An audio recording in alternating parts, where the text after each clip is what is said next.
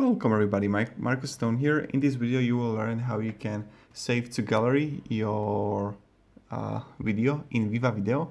So all you want to do is when you are on a clip edit, just press save on the right upper corner and then save to gallery.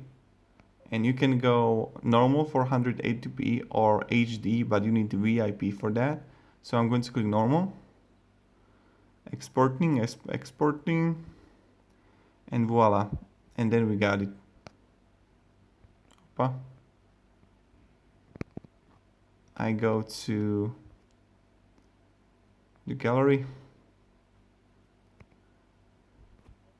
I'm going to find it now, and here we go. Here you got it. Easy as it is. If you enjoyed this video, now you can support me and subscribe. I'll be really thankful for that. And also write me in the comments what else would you like to learn from VivaVideo, and I will make a tutorial on it. Thank you everybody, have a great day and see you in the next video.